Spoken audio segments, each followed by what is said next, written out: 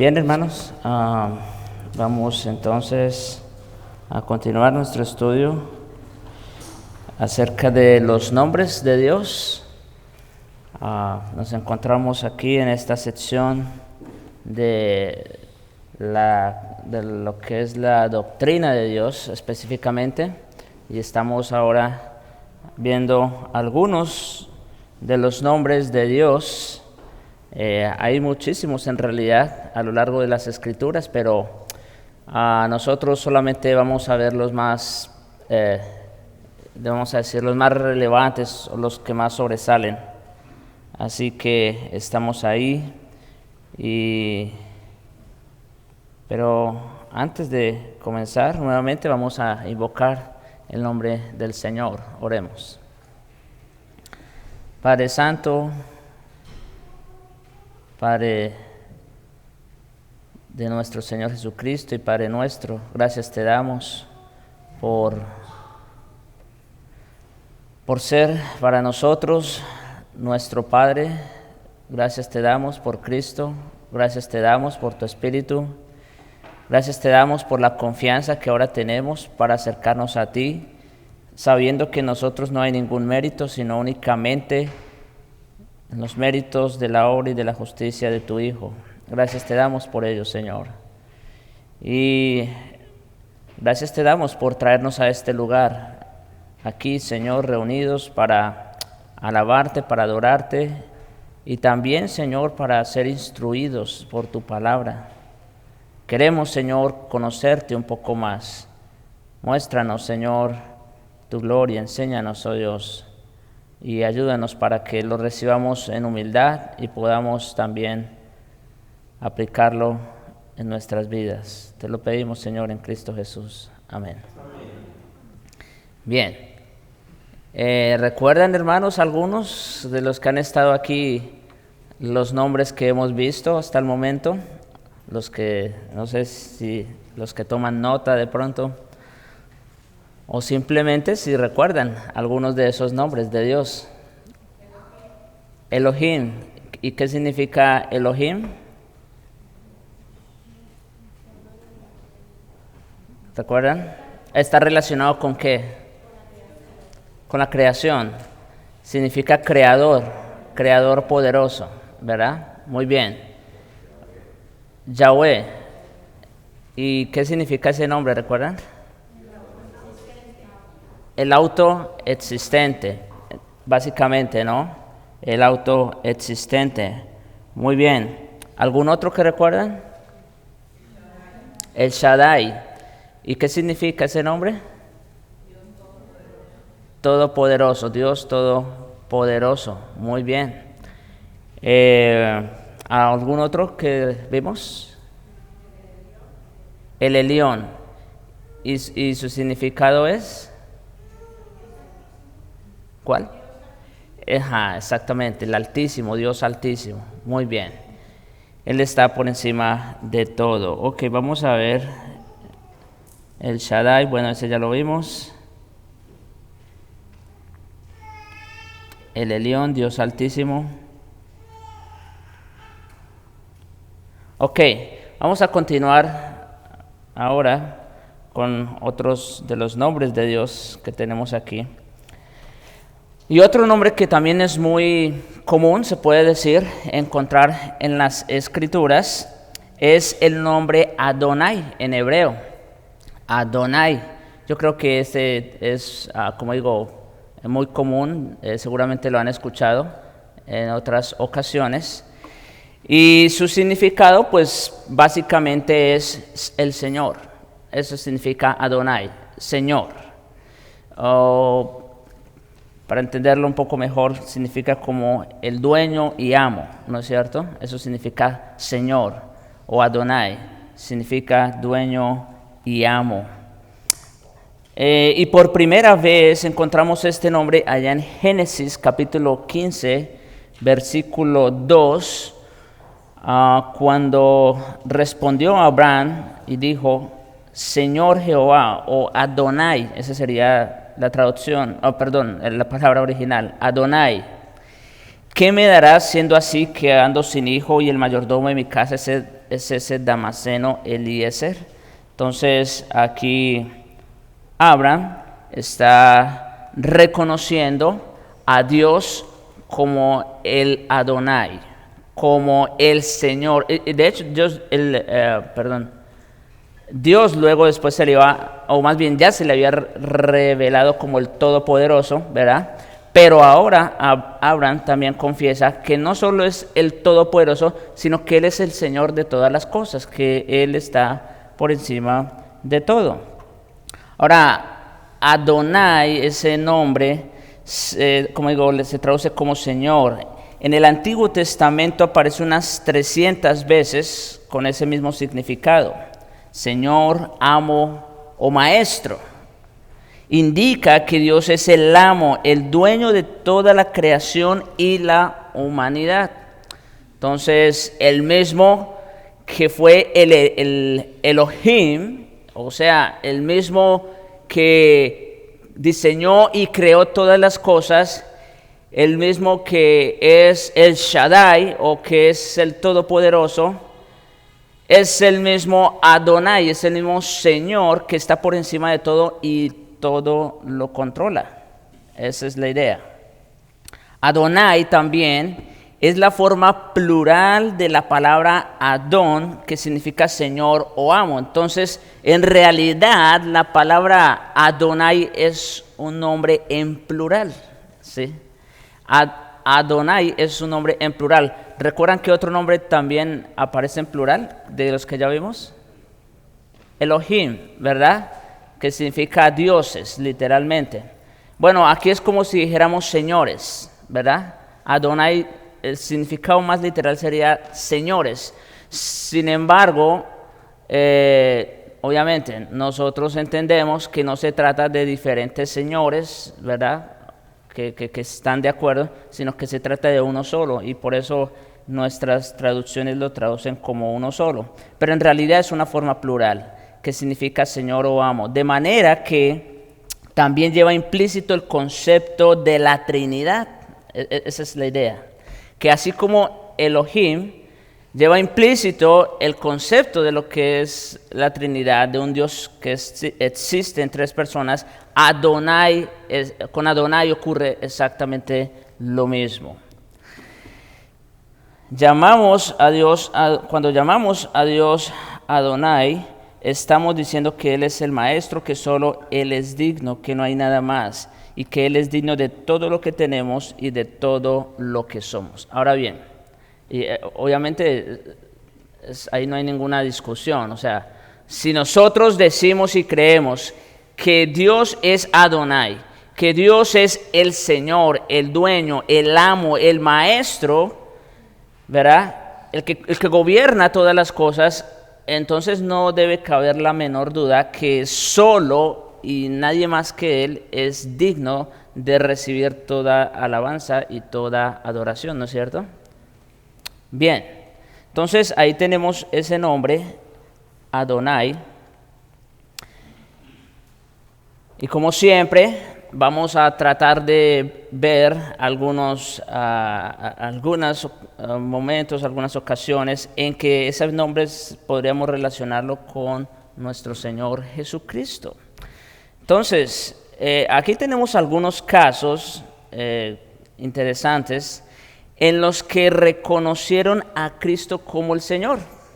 Ahora bien, dicho sea de paso, el simple hecho de llamar a Dios o a Cristo Adonai, obviamente no es suficiente, ¿verdad? Sin embargo, vemos aquí algunos casos. Por ejemplo, en Juan capítulo 1, versículos 47 y 49. ¿Recuerdan ustedes esa historia? Es algo muy breve que encontramos allí en el Evangelio de Juan, en el capítulo 1,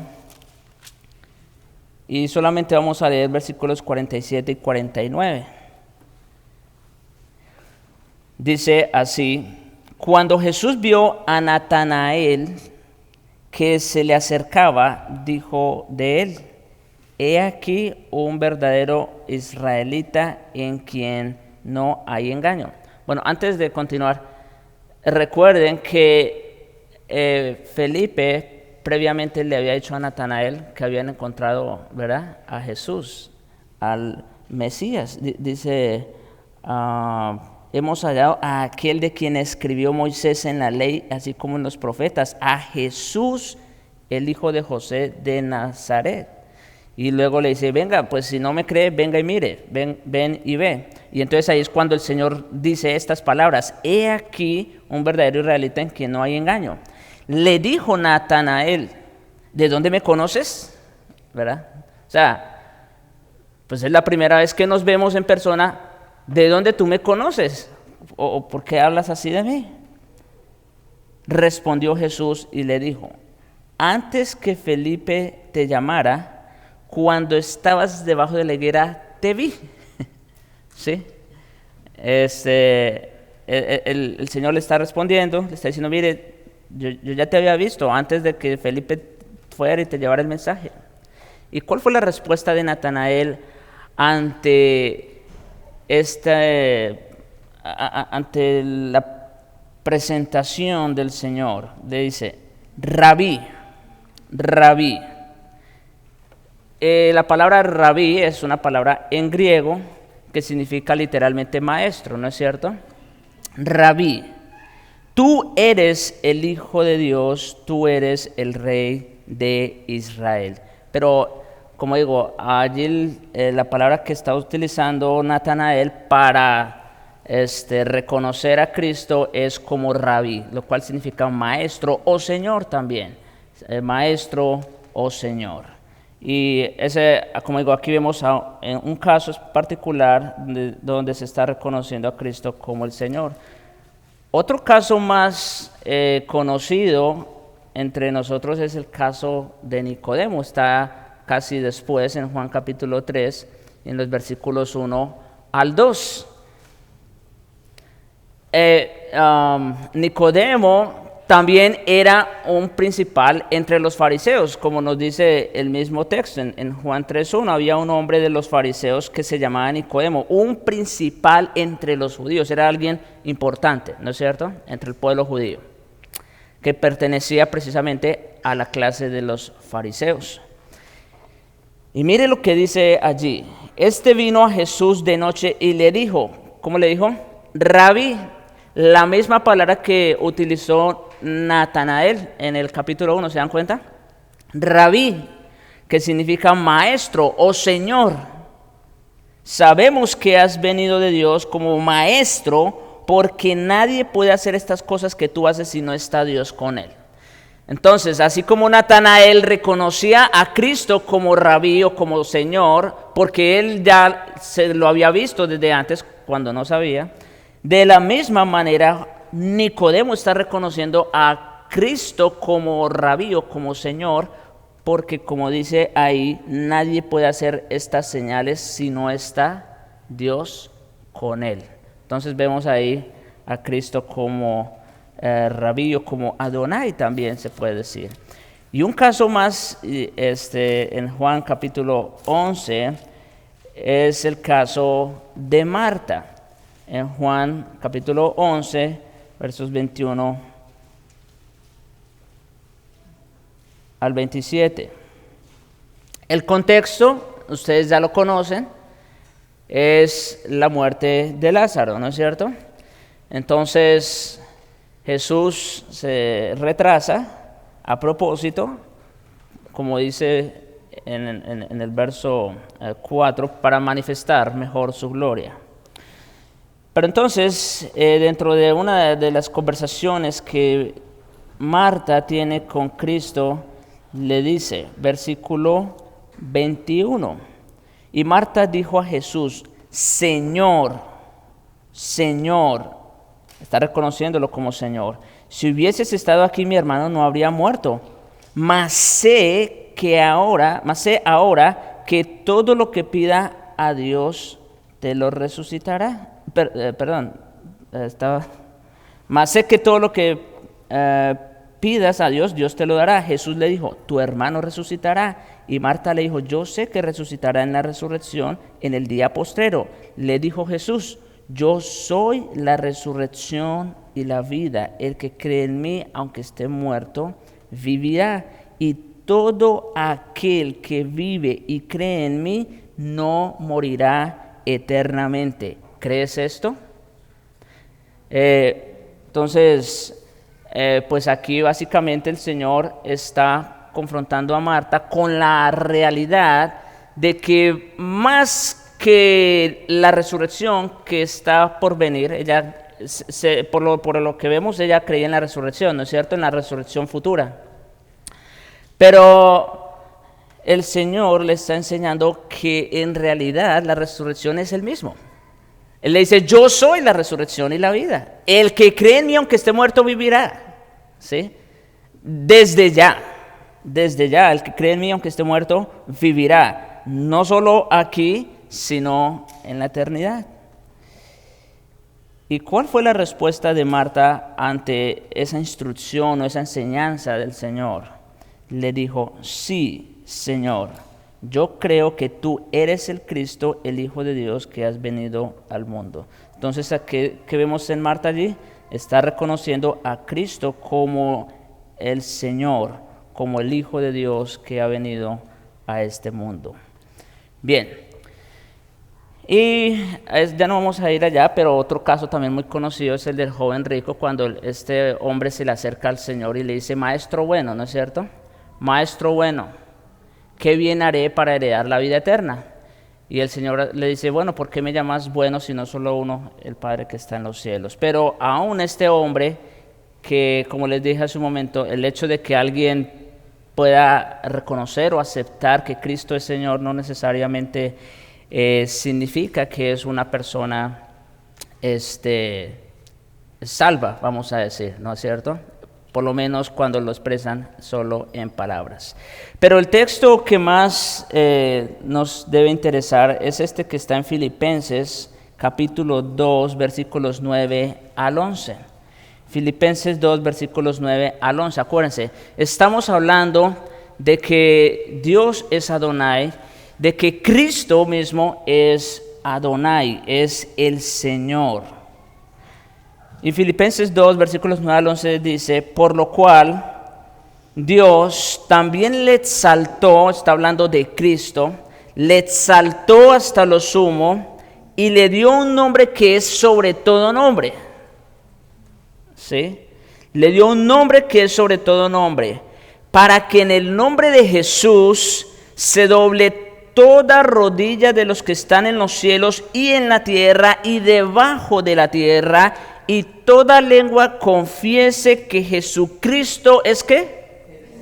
El Señor. Que Jesucristo es Adonai, que Jesucristo es el Señor para gloria de Dios Padre. Entonces, aunque Cristo en su primera venida estuvo como siervo sufriente, ¿no? Vino como cordero sustituto a dar su vida en rescate por muchos. Sin embargo, y en virtud precisamente de esa obra de humillación, es que ahora entonces Cristo pasa a ese estado de exaltación y el Padre mismo se encarga y se encargará, como dice el texto, de que toda rodilla se doble y de que toda lengua confiese que Jesucristo es el Señor, porque lo es, ¿verdad? Ok, bien, entonces, ya vimos aquí este nombre, ustedes saben, no estoy entrando en muchos detalles, estoy haciéndolo algo un poco más rápido, pero básicamente la idea es esa, que Dios es el Señor, que Cristo es el Señor, es Adonai, que Él tiene el control absoluto y soberano sobre todas las cosas y que por lo tanto Él y solo Él es digno de toda nuestra alabanza y nuestra adoración. Bien, no sé si tiene aquí alguna pregunta o un comentario antes de continuar. Sí. El micrófono. Ahí está. Sí, mira, voy a mencionar un detalle bien importante y me sorprende por el estudio que estás haciendo de los nombres de Dios, que cuando vimos el nombre primero aquí estamos viendo Adonai, Elohim, y vimos que es un nombre en plural. Entonces vemos que en el contexto de todas las escrituras vemos a Elohim relacionado con las tres personas. Vemos que Dios Todopoderoso es el creador del cielo y la tierra y todo lo que hay. Vemos que a Jesucristo se le da el mismo título de creador del cielo y la tierra y todo lo que hay. Y vemos que al Espíritu Santo, en forma de sabiduría, se le da el mismo designación de creador del cielo y la tierra. Dice que nada de lo que es hecho sin ella fue hecho, hablando de la sabiduría, que es la obra del Espíritu Santo. Entonces, y vemos ahorita, estoy viendo todas las veces que está citando este nombre de Adonai, y que también es el Adón, que es el Señor, y Adonai el plural de Señor. Vemos que en todas las citas que estás llevando, se menciona tanto a Jesús como al Padre, ¿entiendes? O como principalmente en este texto dice, Jesucristo es el Señor para gloria de Dios Padre. Entonces vemos ahí bien claro y siempre va junto el Padre, el Hijo y también la obra del Espíritu Santo, que es la obra, la acción que el Señor hace. Y más cuando entra en efecto en el nuevo pacto. En el nuevo pacto tenemos prácticamente lo que tenemos de Cristo, es la obra del Espíritu Santo, es la acción, es lo que Cristo nos dejó, es como una sucesión de Cristo. Sí. Entonces es bien interesante que cuando Dios da los nombres en plural, por un buen propósito lo hace, ¿verdad? Porque la gloria se la llevan las tres personas en un solo Dios. Sí. Aquí hay un paréntesis rápido, a propósito de, por ejemplo, este texto que tenemos aquí, ¿verdad? Que vemos que el Padre está exaltando a Jesucristo. O sea, de eso se trata en términos generales, de la exaltación de Cristo. Y digamos, me adelanto quizás de pronto a alguien que pudiera preguntar, bueno, pero entonces al fin, ¿a quién es que debemos darle la gloria? ¿No es cierto? ¿Al Padre, al Hijo o al Espíritu, por ejemplo, no? Porque vemos que aquí pareciera que el Padre le está dando la gloria al Hijo, pero también el texto dice para gloria de Dios Padre, por ejemplo, ¿no es cierto? Entonces, el punto, mis hermanos, es que es tanto lo uno como lo otro. O sea, en realidad, Dios todo lo hizo con un solo propósito, para su propia gloria. Lo que pasa es que nosotros, que fuimos criaturas en un estado caído, de pecado, de maldad, ustedes saben que tuvo que haber una intervención soberana y poderosa de parte de una persona, que es la persona de Jesucristo. O sea, Dios el Padre todo lo diseñó, todo lo planeó, pero quien pagó el precio fue Cristo, ¿no es cierto? Él fue nuestro sustituto, Él fue quien murió por nosotros. Entonces, y obviamente ahora nosotros tenemos a Cristo a través del Espíritu también, es verdad. Entonces, nosotros en realidad le damos la gloria a Cristo por su obra, por lo que Él hizo, pero no es que si le damos la gloria a Cristo, entonces se la estamos negando al Padre o al Espíritu. No, mis hermanos. Cuando se la estamos dando a Cristo, se la estamos dando al Dios Trino. ¿Lo ven? Ese es el punto. Cuando nosotros glorificamos a Cristo por su obra, por lo que Él hizo, estamos glorificando al Dios Trino. ¿Por qué? Porque lo de Cristo no hubiera sido una realidad si no hubiera sido también por Dios el Padre, quien lo planeó. Y tampoco sería una realidad en nosotros si no fuera por Dios Espíritu, quien fue el que vino y aplicó esa obra de Cristo en nosotros. Entonces, nosotros al exaltar a Cristo, estamos exaltando al Dios Trino. Y lo vemos aquí exactamente en este texto. Vemos que el Padre está haciendo todo para exaltar a su Hijo, pero al Hijo ser exaltado, también Él está siendo glorificado. ¿Se dan cuenta? Entonces, eso. Y en el mismo contexto, un detalle importante es que lo hemos visto mucho los miércoles de oración, que nuestras oraciones son dirigidas a Dios el Padre, en el nombre de Dios el Hijo, con la ayuda, la unción y la intervención del Espíritu Santo. Correcto.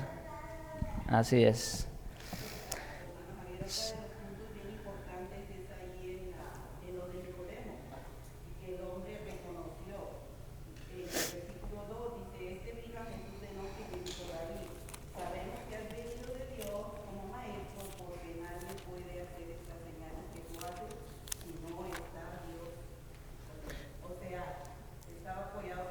Lo mismo, vemos ahí, ¿se da cuenta? Nicodemo mismo está reconociendo, claro, está reconociendo a Cristo como el Señor, pero por otro lado también está aceptando y reconociendo que si Dios el Padre no estuviera con él, pues no podría hacer todo lo que hacía, ¿no es cierto? Bien, sí. ¿Sería correcto decir que como la ley manda a que no debemos inclinarnos ni adorar a otros dioses, ¿no? En este caso a Jesús se le está dando toda la autoridad, el poder, bueno, el Padre se le está dando, como dice Filipenses, ¿no? Uh-huh. Para que se doble toda rodilla. Y me llama la atención porque entonces, si en la ley ya estaba dicho que no podíamos adorar a otros dioses, entonces, ¿qué es lo que estamos haciendo con Jesús? O sea, eso es un buen argumento para hablar sobre la deidad y el poder de Jesús, que es Dios mismo. Definitivamente. Entonces, o sea, es un buen argumento para aquellos que no creen que Jesús es Dios, Claro. el Señor. Este texto acaba con aquellos que no creen en la divinidad del Hijo, por ejemplo. Definitivamente. Uh-huh. Bien. Vamos a ver otro más, otro nombre más, y es el Olam. El Olam. Quizás este no es tan común como el anterior, pero también es muy, muy importante. El Olam, que significa Dios eterno. Eso significa el Olam, Dios eterno, o Dios de los siglos o de las generaciones. Y lo encontramos por primera vez en Génesis 21:33. En Génesis 21:33, donde dice: y plantó Abraham un árbol tamarisco en Beerseba, e invocó allí el nombre de Jehová, o el Olam, Dios eterno. Entonces allí por primera vez aparece este nombre, como digo, que significa, o que hace alusión pues a un atributo, que es ¿cuál? Su eternidad, ¿no es cierto? Su eternidad, precisamente. El Olam es el Dios de los tiempos. Todo lo que sucede está bajo su control y poderío. Ahora, yo creo que uno de los textos más claros que hace alusión a Dios como el Olam es el Salmo 90 precisamente. Y llama la atención, bueno, aquí solo tengo los 2 primeros versículos, pero si ustedes leen todo el Salmo se dan cuenta de que básicamente lo que hace Moisés, es porque esta es una oración de Moisés, lo que hace Moisés aquí es un contraste entre la eternidad de Dios versus la transitoriedad del hombre. Sí. Dios está muy por encima, Dios es completamente otro, Él es eterno, nosotros no. Nosotros tenemos un principio y tenemos un fin, hablando en términos de tiempo, por supuesto. Entonces dice allí el Salmo 90, Señor, tú nos has sido refugio de generación en generación. Y esto es interesante porque ciertamente el mismo Dios de Abraham fue el Dios de Isaac, el Dios de Jacob, y luego fue el Dios de Moisés, y el Dios de Josué, y el Dios así sucesivamente. ¿Sí se dan cuenta? De generación en generación. O sea, los hombres pasan. Eso es lo que quiere decir. Los hombres tenemos un principio y un término, pero Dios sigue siendo. Él es por siempre, de generación en generación. Antes que naciesen los montes y formases la tierra y el mundo, desde el siglo y hasta el siglo, tú eres Dios. O allí el término sería el Olam. Tú eres el Olam, tú eres Dios eterno.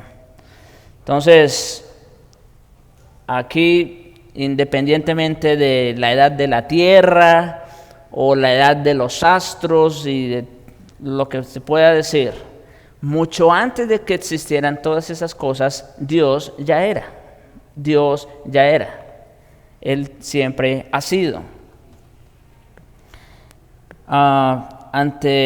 Vemos entonces aquí a Moisés, como digo, adorando al Señor y reconociéndolo como aquel que es eterno, aquel que no tiene principio y que no tiene fin. Pero ahora, yéndonos al Nuevo Testamento, como siempre,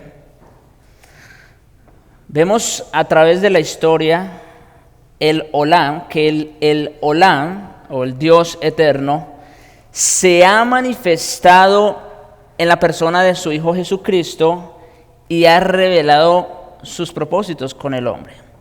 Y específicamente en el Evangelio de Juan y el capítulo 1, vemos ese contraste, o esa comparación más bien. Ya vimos en el Salmo 90 que Dios es eterno, que desde el siglo y hasta el siglo, de generación en generación, Él es el Olam, Él es Dios. Sin embargo, ese Dios que era mucho antes de todas las cosas, que era mucho antes del tiempo, mire lo que vemos en Juan 1:1. En el principio, y aquí la palabra principio en realidad está haciendo alusión a mucho antes de que existieran todas las cosas. En el principio era el Verbo, y el Verbo era con Dios, y el Verbo era Dios. Bueno, ¿quién es el Verbo? Nosotros ya sabemos, ¿no? Está claro porque luego más adelante nos deja saber que se trata de Cristo. Pero la idea aquí es, en el principio, o sea, antes de todas las cosas ya era. Y ese Verbo era con Dios y ese Verbo era Dios. O sea, ahí no da lugar a dudas de que Dios el Padre y Dios el Hijo, ¿verdad?, comparten la misma naturaleza. Y aquel Verbo, en el versículo 2 dice, y este era en el principio con Dios, ¿verdad? Y en el versículo 14, y aquel Verbo que estaba desde el principio con Dios, mucho antes de todas las cosas, ¿qué dice? Aquel Verbo fue hecho carne. Y aquí vemos entonces un misterio, que un Dios que es eterno, ¿se dan cuenta? Porque estamos hablando precisamente de eso, del Olam, de un Dios que es eterno. ¿Y qué dice? Que aquel Verbo fue hecho carne y habitó entre nosotros y vimos su gloria como del unigénito del Padre, lleno de gracia y de verdad. Entonces aquí estamos hablando de un misterio, ¿se dan cuenta? ¿Cómo puede ser que un Dios que es mucho antes de todas las cosas, que está por encima de todas las cosas, ahora vemos que entra en el tiempo? Porque para que se haya hecho carne, la encarnación de por sí es un misterio, ¿no es cierto? Un Dios que es infinito, que es espíritu, tomó forma de hombre. Pero no solamente tomó forma de hombre, sino que entró en el tiempo. Eso no lo podemos entender. Dios está por encima del tiempo. Él es supratemporal. Pero ese Dios decidió entrar en el tiempo. Ahí tenemos a la encarnación de Jesucristo. Y en Hebreos capítulo 13, versículo 8 dice, Jesucristo es el mismo ayer, hoy y por los siglos. Sí, aunque Jesucristo hubo un momento en que se encarnó, en que tomó forma de hombre, en que entró en el tiempo, siendo Él un ser atemporal, sigue siendo el mismo por los siglos de los siglos. Y en Apocalipsis 1:8, de una manera más clara, encontramos allí, Cristo, pues es el que está hablándole a Juan en esa revelación que tiene, y le dice, yo soy, ¿qué cosa? El alfa y la omega. Es Alfa y Omega son la primera y la última letra del alfabeto griego. Eso es Alfa y Omega. Y lo que está diciendo Cristo es precisamente que Él es el primero y Él es el postrero. Él es primero antes de todas las cosas y Él es después de todas las cosas. Esa es la idea. Yo soy el Alfa y el Omega, principio y fin, dice el Señor, el que es, el que era y el que ha de venir, el Todopoderoso. Entonces aquí vemos definitivamente a Cristo en conexión con el Olam, ¿no es cierto? Con ese Dios que es eterno. Como digo, por supuesto, que de una forma misteriosa ahora entró más bien en el tiempo con nosotros. Bien, hermanos, no sé si tienen aquí algún aporte o alguna pregunta. Sí.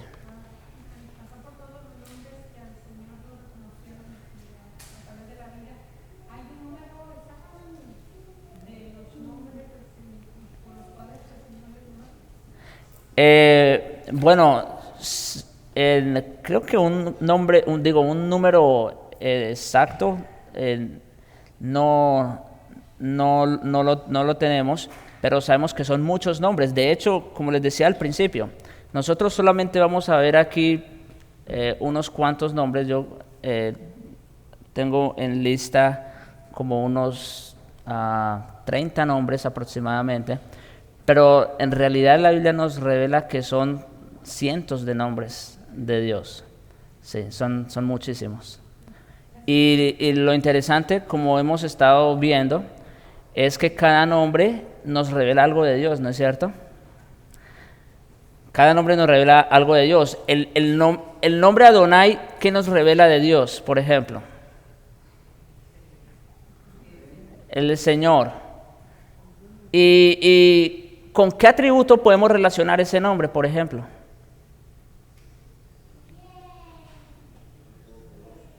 ¿Cómo? Bueno, la soberanía de Dios, exactamente, que Él es soberano, Él es el Señor, muy bien. El Olam, pues ya dijimos, ¿no? Con su eternidad. El Shaddai está relacionado con el poder de Dios. Y así sucesivamente, ¿se dan cuenta? Entonces, eso es lo importante de este estudio que estamos llevando. Bien, entonces esto en cuanto al Olam, como ese Dios que es eterno. No sé si tienen algo más o... ¿Está claro? Bien. Y vamos a ver uno más. Y este sí es más conocido. Lamentablemente, no de una forma tan bíblica, pero bueno. Dice, este nombre es Jehová Jireh o Yahweh Jireh. ¿Cierto que sí lo han escuchado? Sí, seguramente. Y lo que significa básicamente es el Señor proveerá.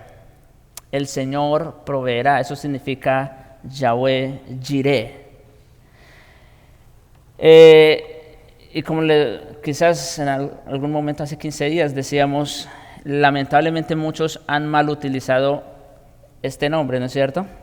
Que al punto de que lo han puesto como nombres en un negocio, ¿no es cierto? Sí, en una compañía, en fin. Sin embargo, debemos tener cuidado con el uso que hacemos de los nombres de Dios también. Ahora, la primera vez que encontramos este nombre, Yahweh Jireh o Jehová Jireh, es cuando Abraham iba a sacrificar a su hijo Isaac, ¿no es cierto? Nosotros vemos allá en el texto, en Génesis 22, Génesis 22 es el contexto donde se encuentra este nombre. Y en los versículos 7 y 8 leemos, por ejemplo, entonces habló Isaac a Abraham su padre y dijo, Padre mío, Y él respondió, heme aquí, mi hijo. Y él dijo, he aquí el fuego y la leña, mas ¿dónde está el cordero para el holocausto? Pues era una pregunta lógica, ¿no es cierto? Aquí está el fuego, aquí está la leña, pero pues lo más importante para el sacrificio, ¿qué era? Pues el animal, ¿no es verdad? Y respondió Abraham, ¿qué cosa? Jehová Jireh, Dios se proveerá de cordero para el holocausto, hijo mío. E iban juntos, versículos 13 y 14. Entonces alzó Abraham, o sea, esto no detuvo, fíjese, esto hubiera podido de alguna manera hacer dudar a Abraham de lo que iba a hacer, ¿no les parece? Claro. Que su hijo le haya preguntado, ¿y dónde está el animal? Bueno, el Señor se proveerá, pero quizás hubiera podido empezar a dudar. Sin embargo, no vemos que eso ocurrió. Entonces, versículo 13, alzó Abraham sus ojos y miró, ya después de que Abraham tenía el cuchillo listo para clavarlo sobre su propio hijo. Entonces alzó Abraham sus ojos y miró, y he aquí a sus espaldas un carnero trabado en un zarzal por sus cuernos. Y fue Abraham y tomó el carnero y lo ofreció en holocausto en lugar de su hijo. Ciertamente, lo que Abraham le dijo a su hijo, eso ocurrió. El Señor proveyó. Proveyó un carnero. Proveyó un sustituto para el holocausto. ¿No es cierto? Él proveyó a alguien en lugar de. Y llamó, versículo 14, llamó a Abraham el nombre de aquel lugar como el Señor proveerá, o Yahweh Jireh. Por tanto se dice hoy, en el monte del Señor será provisto. Pero esto realmente fue una gran provisión, definitivamente. Abraham estuvo a punto de quitarle la vida a su propio hijo, por mandamiento del Señor, ¿verdad? Porque le creyó a Dios. Y ese es el argumento que Santiago de hecho usa. Llama la atención cuando dice que Abraham no solo fue justificado por la fe, sino por las obras. Sin embargo, lo que vemos aquí es que precisamente el resultado de haberle creído a Dios fue que le obedeció, al punto de que ofreció a su propio hijo. Nomás no le alcanzó a quitar la vida porque Dios proveyó, porque el Señor proveyó un sustituto. Ahora también llama la atención que este bello nombre se revela en un altar, ¿no es cierto? Ya estaba la leña, ya estaba el fuego, ya estaba todo listo para el holocausto. Y es allí donde se revela este nombre poderoso y hermoso del Señor. Porque esto definitivamente nos debe conducir a una adoración extrema. Sí, mis hermanos. Y es lo que vamos a ver precisamente ahora. Así como Dios se proveyó de un sustituto para Isaac, para que no fuera él sino el carnero el que muriera en su lugar, Dios suplirá todas nuestras necesidades, y la más importante la proveyó entregando a su Hijo por nosotros. ¿Sí? Nosotros merecemos justamente la condenación por nuestro pecado. Eso es lo que justamente merecen nuestros hechos, ¿no es cierto? Dice Isaías que todas nuestras justicias, nuestras mejores obras son como suciedad, y nuestras mejores justicias como trapo de inmundicia. O sea, lo que mejor podemos hacer, lo que mejor nosotros pudiéramos presentar a Dios por nuestras propias manos, por nuestros propios medios, es abominación delante de Dios.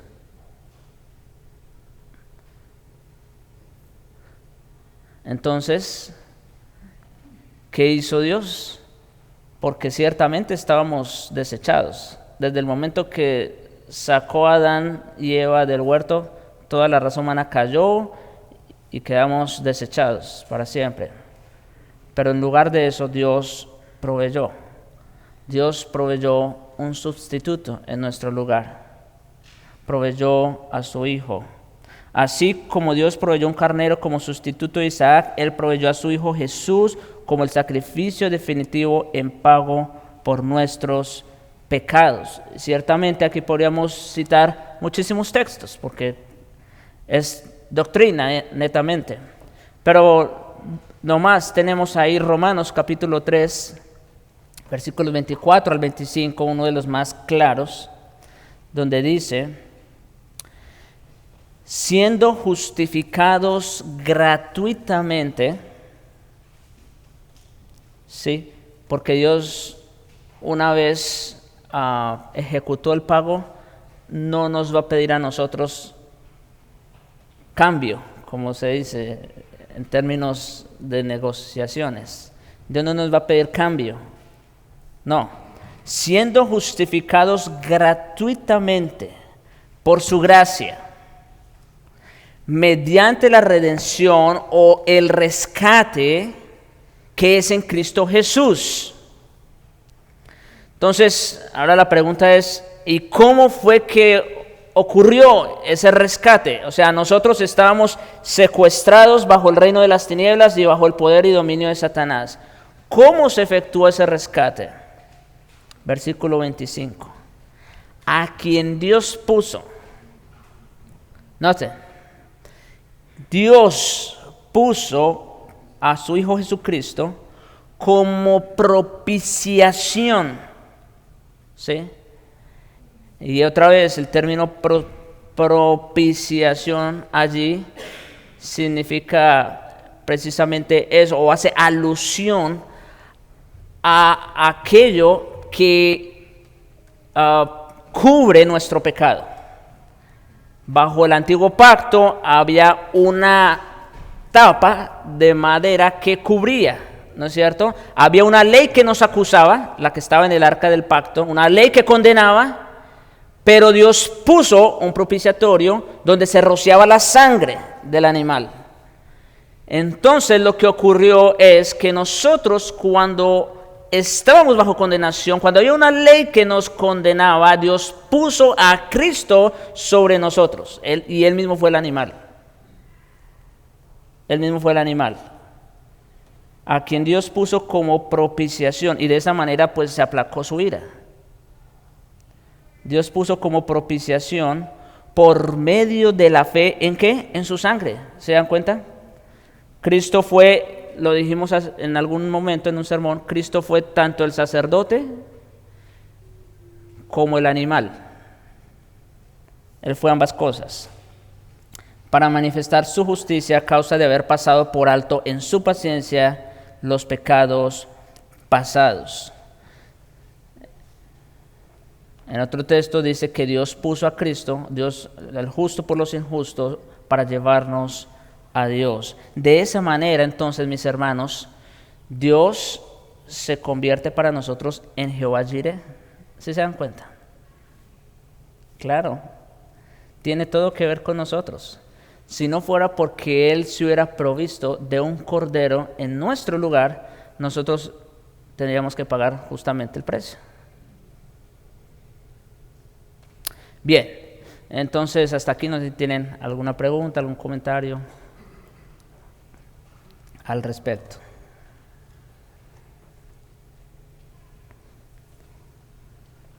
¿Todo claro?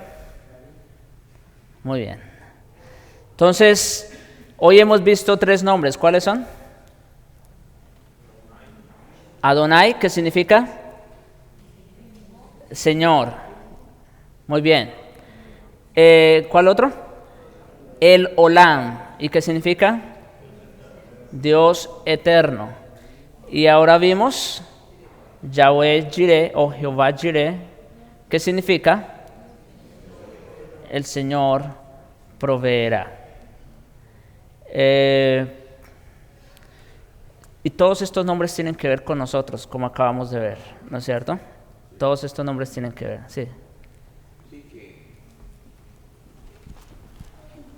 Que es bien importante, como ahorita que nos quedó claro lo que significa, porque cuando ya se usa en otro contexto es casi una blasfemia, por no decir que es una blasfemia, porque está Jehová proveyendo un sustituto, un salvador, está proveyendo salvación, el justo por el injusto, para llevarnos a Cristo.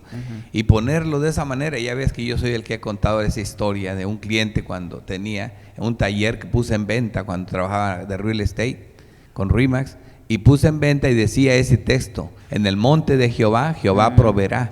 Y entonces el Señor me contó por qué puso ese nombre, que porque un cura le puso a un autobús de un huérfano, que el padre de él mató a su hija, a su papá, y le dio un carro, y que ese carro era muy viejo, pero tenía ese nombre, el carro en el de ese que el cura le puso, y que entonces ese carro nunca se descomponía, que porque siempre el carro iba y venía, que subía y bajaba, y que entonces por eso él le puso ese negocio: en el monte Jehová, Jehová proveerá, porque para que no funcionara, que creo que no le funcionó porque lo estaba vendiendo.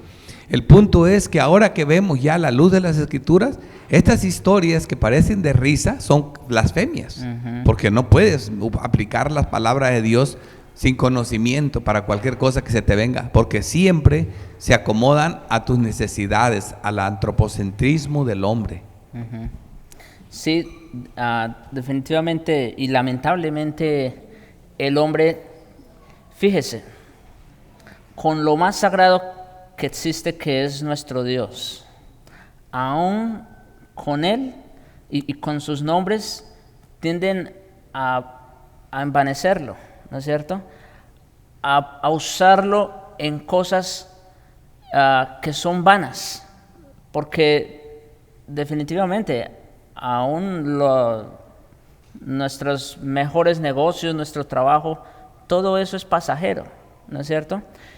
No tiene ninguna relevancia cuando se pone al lado de nuestro bendito Dios y Salvador, ¿no es cierto? Entonces, y es un atentado definitivamente en contra del tercer mandamiento, ¿no? No tomarás el nombre de Jehová tu Dios en vano. Lamentablemente el hombre está tan centrado en sí mismo que aún el nombre de Dios lo tiende a humanizar. Sí, lamentablemente.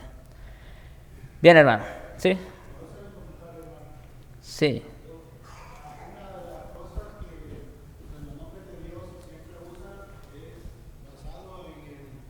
En el misticismo, especialmente en las iglesias de doctrinas arminianas, que usan nombres incluso las iglesias tienen ciertos nombres basados a esos nombres bíblicos, que son nombres de Dios, los usan con el sentido basado en el misticismo, no tanto en el conocimiento de la palabra, sino en el trasfondo de lo que significa.